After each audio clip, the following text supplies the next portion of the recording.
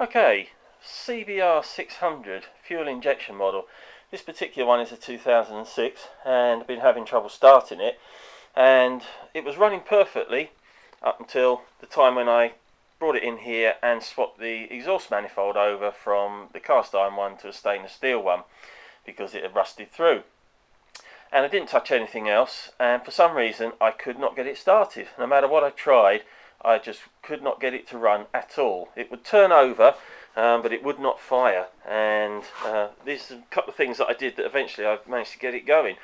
Lots of other videos on here will show you all the other things that you need to look at. For example, there are these fuses which are in here. Here's your main fuse box. There's some fuses in there that you can check. There is also this switch down here, which is the main starter motor switch, and underneath here is a fuse that you want to check and so on. But if it's turning over, I guess that fuse must be alright.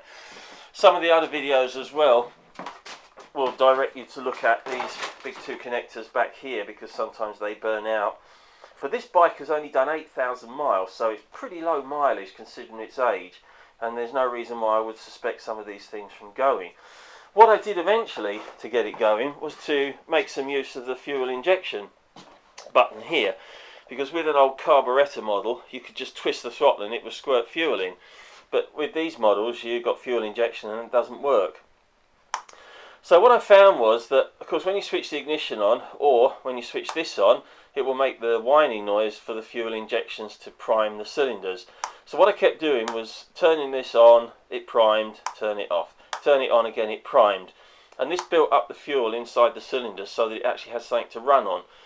And then what I did was I took the little battery out, which is normally, of course, in the battery compartment here, and I've connected these very large copper cables to a big car battery. So what I've got here is something which provides an awful lot more cranking power and a bit more oomph. I also finally changed the spark plugs because I had no idea how long the spark plugs had been in there. And when I dropped the radiator off at the front here, once you take this radiator off, you can get the spark plugs quite easily through here. Don't know if you can see in there, maybe not enough light. So I swapped those over as well in an effort to get it going. But I found mainly, and I didn't see this in any other videos, to keep priming the engine with the fuel injection pump. Now it's not connected or switched on at the moment, so you can't hear it. But doing that and then turning it over with a much bigger battery eventually got the thing to start. So that's what I'd recommend having a go at before you take it into your dealers. I hope that helps.